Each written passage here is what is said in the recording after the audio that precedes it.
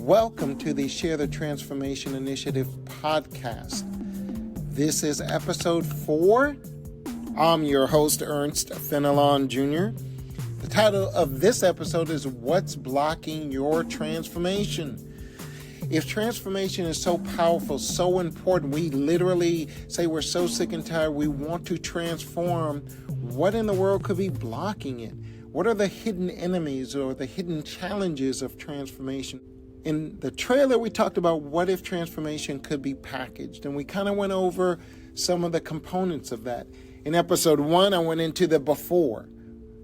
The before for me and why transformation was so important. Then in episode 2, we went into going from inspiration, being inspired, to implementation, and then to transformation, right? Taking practical action steps. And then in episode 3, we laid out the roadmap to transformation, and I went over the workshops from a holistic standpoint, right? Mind, body, soul.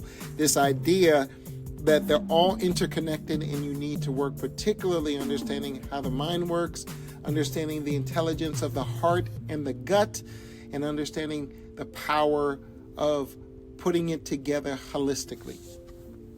And so this episode, again, we're looking at what could be stopping something that we believe that's so important. You know, one of the most important things that comes in is this idea that we all desire change, right? Change is inevitable, but we say we want change. A lot of times people are working in jobs they don't like, with people they may not particularly care for a pay that they feel is below their value. And they get desperate and want change. They say they're sick and tired of being sick and tired. Or it might be they're tired of having these emotional ups and downs. And what we talk about nowadays is this emotional regulation, emotional stability, this idea of having just, not always being depressed or anxious, but just being regulated and having an even flow. Or spiritually, what many people will say nowadays is having an awakening, an epiphany, this level of where spirituality is not just some empty movements or rituals, but it's actually alive and living and breathing within your body, your soul.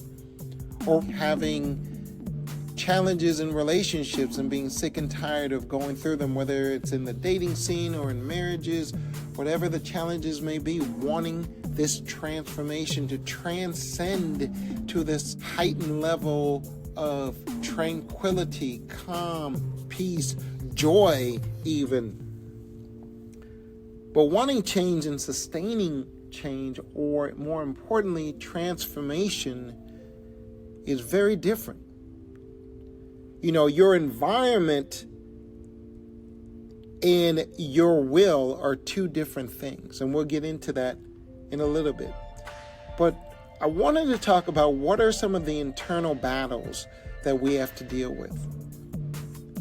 One of them is fear of failure. What is the fear of failure? The fear of failure is that everyone's going to look at you, everyone's going to judge you, everyone's going to laugh at you if you don't make it. And because the brain wants to find comfort, and this is a big thing that we need to actually slow down and talk about. And I really encourage you to get a pen and paper. When you understand that the brain itself doesn't feel pain, it doesn't not only not feel pain, but it processes from a position of survival. And part of that survival comes into the area of comfort. It wants to find a position of comfort, regardless of how bad the external circumstances are. You will see this when you see people, whether they're in prison, whether they're in poverty situations, impoverished situations. The brain is always looking to take the situation and find comfort. And this is why sometimes when we look at transformation, let's take a look at physical transformation. Let's say somebody is having health challenges or they're having weight challenges, whatever may be the case when it comes to health, and they want to physically change their body. They might get motivated, whether it's through ridicule or wanting to increase their self-worth and self-value, or just the desire of change, not being able to do things, move, whatever may be the case. They get locked into this idea that they want this change. They may invest in gym membership. They may invest in clothing. They may invest in a trainer. All of these different things they may invest in, and they have this distinct desire to change. I remember reading The E-Myth by Gerber, and one of the powerful things he went into was that at the first stage of desire for transformation, there is this inspiration. And when you take a look at the word inspiration, inspire, in medical terms, that means taking a breath in. And when you think about being alive and breathing, literally that is a distinction of being alive, right? This ability to breathe and this ability to take in air is what makes us alive. When we're inspired, there's this breath of fresh air that comes in that wants to change a state. And so we get inspired, we do all these things, especially at the end of the year when people are wanting to make New Year resolutions. One of the biggest New Year's resolutions is, I want to get in shape. I want to get fit. So they start off the first day. They might go for the run. They might get to the gym. They're lifting the weights. They're sweating. They're feeling good. They're fired up. Great. Day one goes awesome. Then day two happens and, they're like, okay, I didn't quite hit the same numbers. Starting to feel a little bit sore now. And then day three comes in. Day four, pretty soon, there may be challenges. It might be raining outside. All of a sudden, the weather is an issue. They're starting to feel the soreness, and they're like, oh, well, maybe I need to take a break and kind of let that soreness subside. Slowly, excuses and reasons come into why they won't continue doing the workout at the same pace that they started. And eventually, for a lot of people who start strong in January, by March, they drop off. And when you go to the gym in January, there is no parking. You got to park all the way in the back, maybe even across the street. But by February, March, April, when you come, you practically can park almost next to the handicap zone, right by the front door. Why is that? Again, this idea that environment can be stronger than will. And fear of failure or even fear of success we'll get into. But in particularly comfort zones is this idea that the brain is always going to want to come back to its comfort zone. So where you were before you made this commitment to change, it's going to want to lock into that. And the only way you're going to change that is changing your environment internally and externally. So yeah, you're going to the gym, but what happens after you leave the gym? What is your self-talk? Who are you around? What is the food? What is the environment? Are you around other people who work out? Or are you around other people who are sedentary, sitting in chairs and working all the time, not really getting out? So you have to pay attention to your environment, because your environment can be stronger than your will. So getting back to the fear of failure, a lot of people are afraid to try new things because if they fail, people might laugh at them, and no one wants to be laughed at.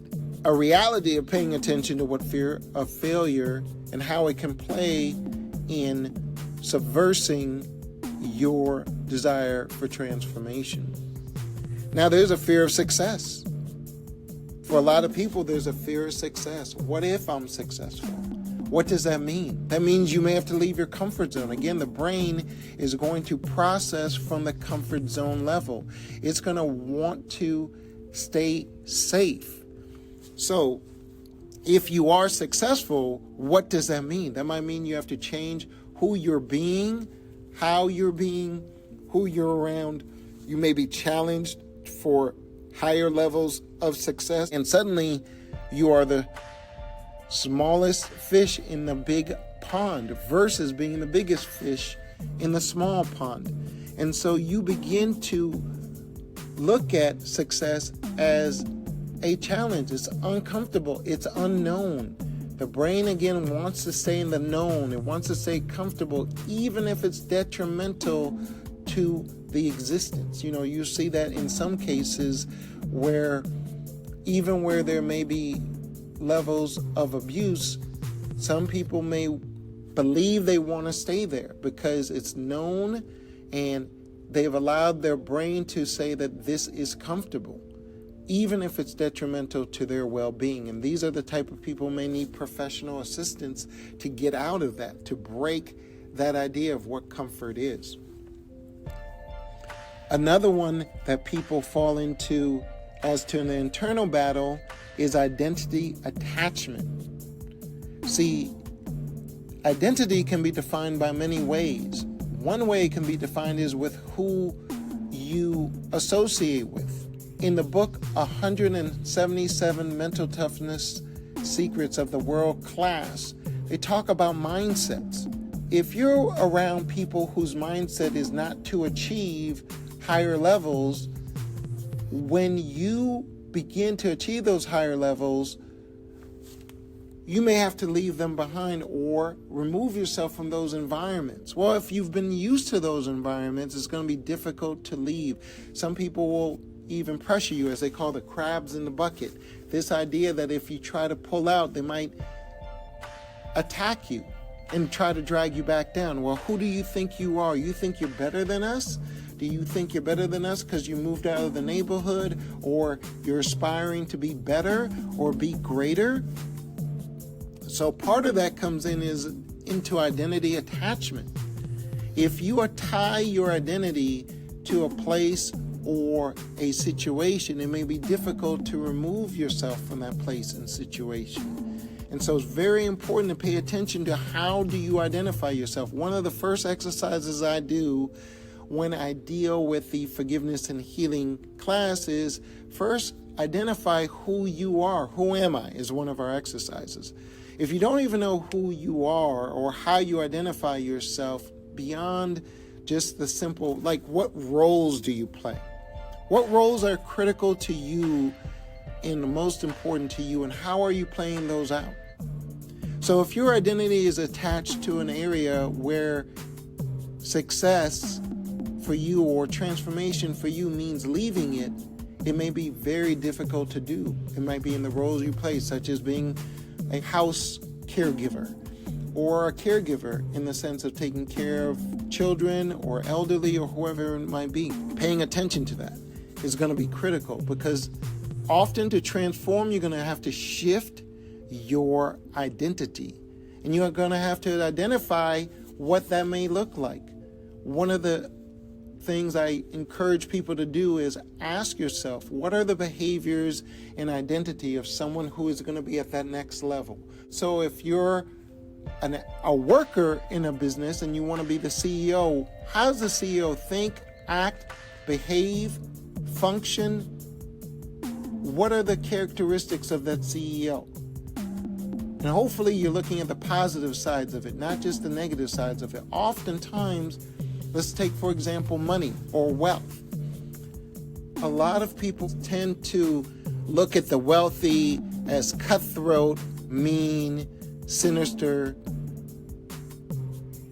One great movie that emphasizes that is when you think of the movie Titanic, right? Jack is the individual who is poor or doesn't have financial means. And when you see how the movie plays out, it definitely makes the wealthy villains. Now, there was a particular individual who was a villain, but at the end of the day, it's this idea that in order to have wealth, then you must be a villain. Well, if that's your mindset, how are you going to transform into wanting to be that person? Pay attention to identity attachment. Of course, how do you talk to yourself? Negative self-talk is a huge hindrance to transformation. Who am I to do this? Imposter syndrome, a lot of people will say. Who am I to have this success? Who am I to change my family's trajectory? Who am I to be the first college graduate? Who am I to be in a C-suite executive position if I've been formerly incarcerated? Who am I to be on the cover of a magazine or to be in a film or whatever it may be that you're striving? Who am I to be a successful husband, to be a successful business person? Negative self-talk starts with receiving negativity from someone and believing it to either be true or to be valid.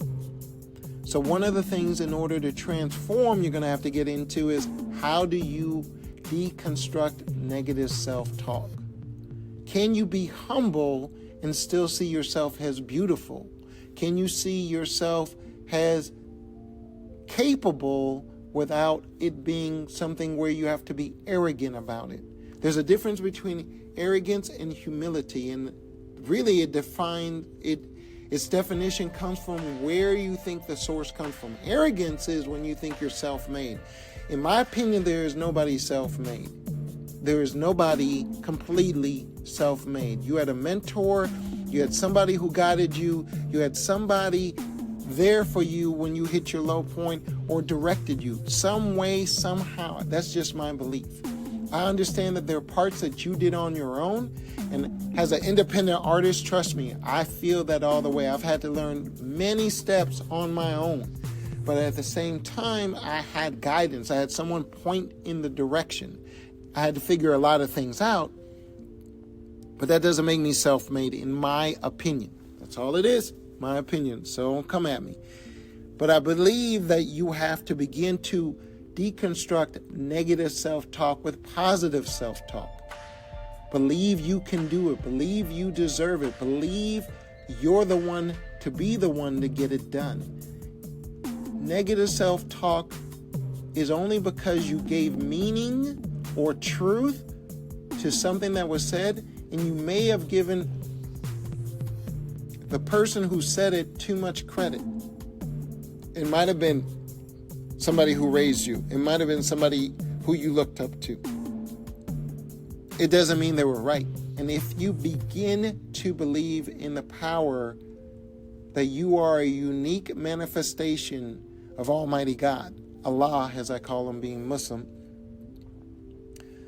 then you begin to have the ability to believe in positive self-talk, tying and understanding that you may be the one to do it or you may not. But either way, having negative self-talk will never get you to transform to be the best version of yourself. And tied to self-talk, negative self-talk, would be learned behaviors. You know, one of the things that I keep going back to, and I think I've mentioned it in each of the episodes, is lottery winners. The evidence shows that people who win huge sums of money, because most people, when they talk about transformation, usually talk about financial. Man, if I had a big pot of money, my life would change forever. But the evidence has shown that those who earn or win, win huge sums of money tend to be broke and in a worse off situation within a short period of time, a few years, maybe 5, maybe less. And the question comes in, why is that? For a lot of them, they don't believe they deserve it, or they don't prepare for it to come in and direct it. You see, you have to give money a job, and money has to have a very specific job. Otherwise, it's called currency for a reason. It's going to flow in and it can flow out. And there's a lot of things that go into learned behaviors that can be negative, that are self-sabotaging. You've seen it. As a parent, I've learned that my son will do more of what I do than what I say. No matter how much I speak, no matter how much he reads, his behavior patterns are directly related to what he interprets and sees from what I and his mom do, and those that he looks up to, more than anything that we could tell him. It's only going to be later in life, because he's just 13 now. It's only later in life that he'll be able to process and begin to switch up what learned behaviors and choosing other learned behaviors that may benefit him. Now, let's talk about environmental influences. As I said, sometimes your environment can be stronger than your will. So you have this will. You're sick and tired of being sick and tired. So the question comes in, what is your environment? We talked about internal environment, right? We talked about the internal battle, all those different levels of what's going on as to what may be hidden to you, what may be coming out of your subconscious, what has been programmed that you're not even conscious of, that may be interfering with your transformation. But let's talk about outside, right? External, environmental influences. People, let's start with people. Who's around you, right? Who's influencing you? You see, you're being influenced. Either you're an influencer, and I'm not talking about social media, or you're being influenced. And even if you're an influencer, you were influenced. So ask yourself, who are the people that influence your behavior, your thought patterns, your routines? And it doesn't have to be just people who were alive. It could be people who passed away, whether it's from books or films or recordings. Who are the people that influence you, who guide you? Are you sure you want their lifestyle? If you were to look sincerely at the people who influence you, and you can know they influence you by seeing the behaviors that you do you want their lifestyle? If you don't want their lifestyle, why are they influencing you? Is it because it's a comfort zone? Is it because you grew up around them? You don't want to offend them? Again, comfort zone is that may keep you locked into behaviors and routines that don't benefit your ultimate transformation. And I talked about this previously. Pay attention to what you put in, whether it's through your eyes, your ears, or your mouth, and what comes out as well. So let's roll back. What are you reading? What are you looking at? Where do you spend your time with your eyes? What are you consumed with in reading or looking at? Are you, as they call it, doom scrolling? Are you just looking at World Star? No disrespect, but if that's not elevating you to transform, ask yourself, what am I doing here? Are you watching too much films or documentaries, but they're not benefiting you? Are you into trauma porn, right? You just want to hear the latest horror story of inhumaneness of mankind to mankind. What are your ears listening to? What kind of music are you listening to? You know, music has a vibration. You know, sonic sound affects matter. Pay attention to what you're listening to. Those vibrations affect your mind and affect what your thought patterns can be. So if you're listening to negative, hostile, violent music, don't be shocked if you have negative, hostile, violent thoughts. Pay attention to what you're listening to in the sense of, is it helping you to transform or is it pulling you back? What podcast are you listening to? If you're not listening to podcasts, you're not reading books that are elevating you, but just books to entertain you, how is that going to protect you and guide you towards the things you say you desperately want? I just briefly mentioned it, social media, right? Doom scrolling. Pay attention to what you're taking in. There's algorithms. Algorithms are designed to take you down a rabbit hole to give you more of what you want so you can stay on the platform and consume and like and spend hours. And this is how some people make their money, from what you watch and what you like and what you make contact with. How is that making you better, or how is that helping you transform? Pay attention to your routines. Success is found in your daily discipline and activities. And we'll talk about discipline in a little bit, but take a look at your routines. What time are you getting up? What time are you going to bed? What time are you doing certain things? What time are you pay attention to your routines. Ask yourself, how are these routines elevating you, guiding you? Pay attention to the culture that's around you. Again, the people and the culture will dictate whether or not you're going to have the energy and have the drive to make the shift into transformation. Is a culture encouraging you? Is a culture inspiring you?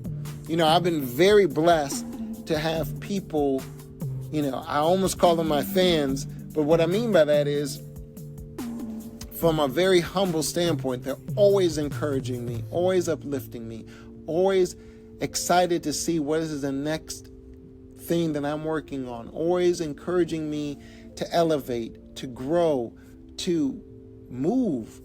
And I appreciate that so much. Now, they're not just yes men or yes women. They're there to support and inspire my positive activities and routines that are going to shift me to that next level. They're excited by the energy that takes, and they want to support that. That's what I'm talking about. Pay attention to the culture that's around you and the energy. Oh my gosh. Transformation, if anything, is energy.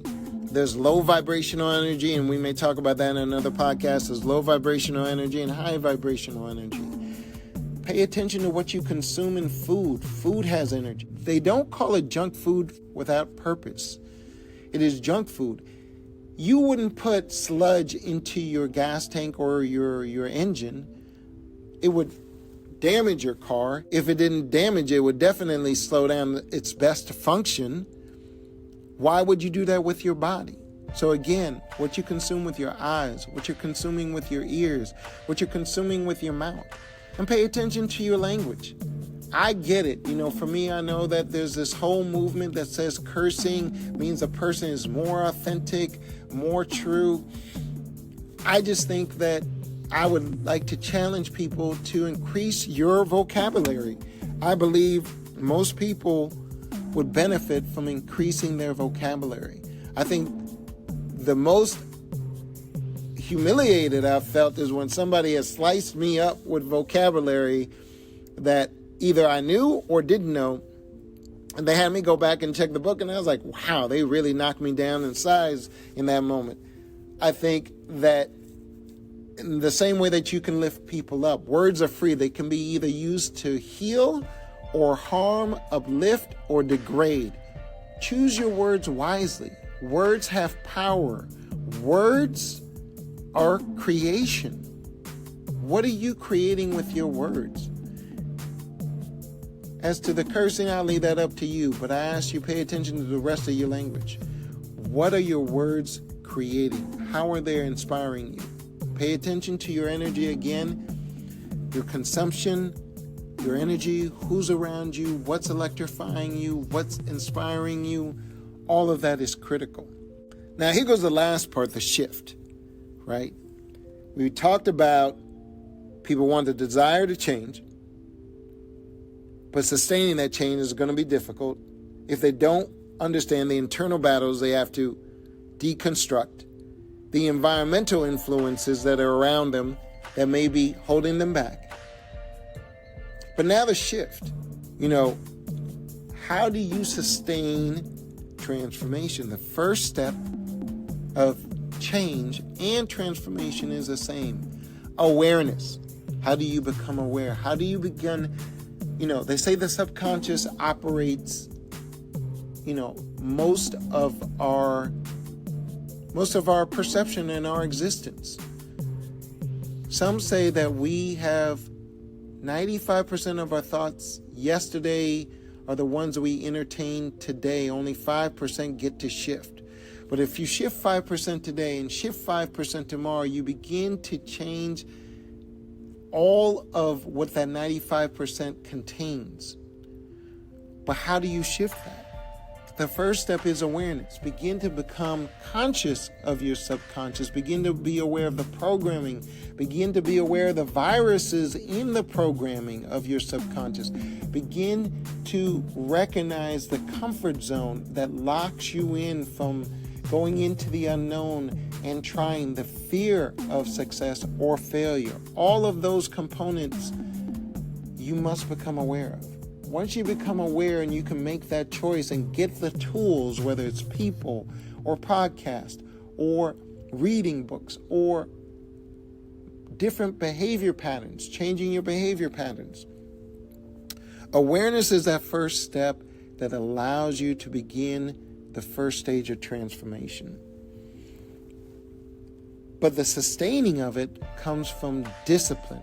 What is discipline? I've mentioned that before, and hopefully you're taking notes. Discipline is doing what you have to do, especially when you don't want to. Exercise and health. Right now in the United States, we have more gyms than ever before, more physical fitness trainers, more knowledge about food, yet we are having a health crisis. Our youth, there's diabetes rampant running through our youth. We have more knowledge of exercise, yet our health patterns in our country are abysmal as a general rule. A lot of the issues come into there's not discipline, whether it's in food, exercise, sleep, hydration, positive thought, staying away from negativity. Discipline has to be connected to awareness of what you want to change and why. Your why is going to be so critical in understanding what your transformation is. In my book, 3 Things Everybody Wants to Know About You, and the 5-step plan for life success, I talk about all these different stages: the internal battle, the environmental battle, right? Environment is stronger than will. And discipline, right? Success is found in your daily schedule, your activities. What are you willing to be disciplined about? What are you willing to avoid and not do? I don't believe when it comes, let's say, to nutrition, following strict diets that don't allow any flexibility. Now, I may not be the most healthy person to ask, but I can tell you this: at 60, I seem to move better than, if I were to compare, I move better than many who may be in this category. Not because I'm some sort of genius or whatever, but there was overall, from my 20s to my 60s, there was a consistency of movement. There was a consistency of nutrition, consistency of health-related matters. Now, the parts of where my health is challenged, there was inconsistency. So I say that to say consistency and discipline are going to go hand in hand and tie down what you need to do, especially when you don't want to do it. And that starts off with awareness, and again, connecting back to your why. Why do you want to transform? What does it mean to you? What is the emotional tie? People make decisions, make emotional decisions, and then back it up with logic. So if you're coming from a logical standpoint, and if you don't have the emotional power to back it up, you're not going to change. You're not going to transform. But I'd rather have you make an emotional decision, and then the logic will fill in. When you have a strong enough why, the how will take care of itself. You have to be compelled that something is going to move you. And one of the biggest motivators and movers is your emotions. Emotions are messengers. What ties you? One of the biggest motivators for me right now is not only leaving a legacy, but trying to leave provisions, or leave not only a legacy in my behaviors and my falling down 7 times and getting up 8, but leave a legacy for my son, that the work that you can be inspired to do can take care of you, whether financially, emotionally, or psychologically. And so I am driven by a why that then I back up by logic. Every day I wake up, every few hours, when I'm not distracted, when I don't lose consciousness in the sense of awareness, I'm driven by a point that says, here goes what I want to do. And it's very emotional to me, because if I don't achieve it, that would be devastating. It's a fulfillment contract with myself that I want to do certain things. So my ability to have been able to challenge my fear to be on stage and speak on a microphone and be in front of a camera, and all of those different things I've been able to do in the past several years, being in films and documentaries. And recently I got to be part of the Poetry Fest at the LA County Fair, sponsored by Lion Like Mind State. being able to do all those things came from something that emotionally drove me that was bigger than what I think of myself, or fear of failure, or even fear of success. So discipline, consistency, emotional awareness, having a huge why, your community, as I said, whether you want to call them our fans or supporters,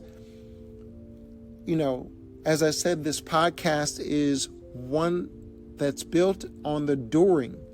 I haven't achieved the goals, and oftentimes most podcasts are after they've gotten through it. They kind of reflect back into what mindset and what were the challenges and triggers. We're going to go through it together right here and right now. And one of the biggest things over the last 2 years, which were some of my darkest years, most challenging years, was my community. Governmental agencies and organizations failed me time and time again, but the one thing that was consistent was my community to tell me, keep going, we got you, keep going. The way they stepped up, and particularly there were certain individuals who have shown up for me and held space.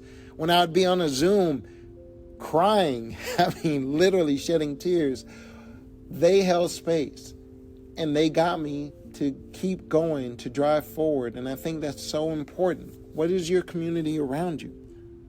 And accountability. Part of that is that accountability. You have to have accountability. Accountability, whether it's to yourself and you keeping your word, or to somebody else, or your community, or your family, or whoever. What is your accountability? If you do not have accountability, performance measured is performance improved. How can you even know how close you are or whether you're going in the right direction if you have no accountability? I often refer to, when you think of planes or rockets, there's always this accountability of course correction. You take off and you're heading in a particular direction, of course, but you might get off course. Or that accountability is knowing what the course is and making course correction in real time to get back on course. How will you know if you get off course if there's no accountability? And I already spoke about this. Your why or your purpose. Make sure your why is so big, so huge, so encompassing of everything that's important to you, that it's the driver of when all the chips are down. And even as I speak, when you're challenged in so many different ways, that it wakes you up and keeps you going. I think oftentimes when you see people who society might call broken, or society might call, somebody who may have given up, or somebody who is just not able to strive forward, oftentimes is that they're not clear on their purpose. And sometimes purpose changes. I think I've been driven towards this purpose to share the podcast and the things I get to do now for a reason. It wasn't the direction I would have thought of. If you had told me 15 years ago this is where I'd be, I would have said, you are out of your mind. But I do believe there's a purpose here, and I do believe it's going to benefit not only me in doing it, but all the people that it touches. All the work that I get to do, whether it's going in the prisons and facilitating courses, or the podcast, or the films, or the poetic work, or the book work, all of this is connected to inspire people to know that your voice matters, your experience matters. If I can do it, so can you. What is your story? What is the inspiration that we need to hear from you? So define your purpose, your why, so big that you know that when it happens, you'll know you've been inspired, you know you've been disciplined, you know you've been focused, you build the right community, you've conquered your fear of failure, because other people's opinions don't matter at the end of the day, who are not for you, because most people who are just criticizing, there's 3 levels of communication with you regarding what you're doing. One is feedback, which is somebody gives you feedback and they help you to understand how what you're doing is hitting. Then there's a constructive criticism, which is they literally not only it's criticism, but it's constructive. It's telling you what you need to do to change or adjust in order to get where you're going, because what you're doing is not working right now. And then there's just negative criticism. The way you can tell negative criticism is, it's not feedback, it's just negativity that doesn't even give you a blueprint of how to move forward, what shifts you need to make. Most people listen to negative criticism. And I'm not going to lie. Sure, I like everyone to like me. I understand everyone doesn't like what I do, how I do it, what I do, or who I am. That's okay. I'm learning to grow beyond that now. It's been, I'm literally in my 60th year. But I'm really working on that area, because for me, being a people pleaser and wanting people to like me, that was a big detriment to me transforming. So now that I'm letting go of that as much as I can, and let me say this. Sometimes the biggest thing of transformation is not learning more or doing more. Sometimes it's letting go. Letting go of relationships, letting go of identities that no longer serve you. One of the identities I need to let go of that I hadn't even realized I'm still operating in is survival. I mean, literally last year, I think I've made several changes that I thought were going to be it, but I'm still operating in survival. And guess what? In some areas, particularly financially, I'm still in the same spot. How is that? There's some things that I'm still holding on to, whether it's in relationships, whether it's in identity. It's what I get to let go. What do you have to unlearn? As much as what I need to learn. Sometimes it's about undoing as much as it is in doing, and unbeing as much as it is in being. So pay attention to that as you look at what is that next step towards transformation. Maybe it's to stop doing and unlearn those things that no longer serve you. So I want to unlearn survival and move into thriving. And let me say I learned a lot from Dr. Troy in Minology. During the month of May, Mental Health Awareness Month, there were 4 workshops, and I was able to attend all 4. And there were things that I learned about myself that made me aware that I'm in survival more than I am in thriving mode. So I'm making that awareness. Now I need to make the switch, get in the right environment, and begin to move into thriving. So this time next year, I will be in a different place in a different time, not just because I got some more certificates and did a few different moves. There's going to be a difference, hopefully, in intentionally moving from surviving to thriving. And we could get into that in the next one. So I want to wrap up where we are, and I want to leave you with a couple of reflective questions that I want you to write down and answer for yourself. The first one is, what version of myself do I need to let go of? What version of yourself today do you need to let go of? What thing, if you want to put it that way, what thing or who do you need to let go of? Or your relationship to them? Then the next question is, what habit is fighting against the future you say you want? So habits are repeated behaviors. Behaviors are rooted in your thoughts or the actions you take. Your actions are rooted into your thoughts, and your thoughts are rooted into your beliefs. So you may have to reverse engineer all the way back to your beliefs, through your thoughts, through your actions, through your behaviors, to discover what habits are hindering you from moving forward. Write down the answers. Let me know what those answers are.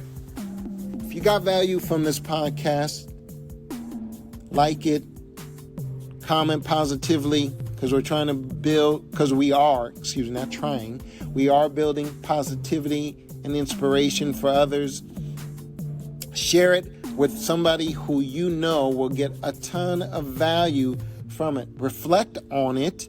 Go back through it. Write down what you may not have been aware of before.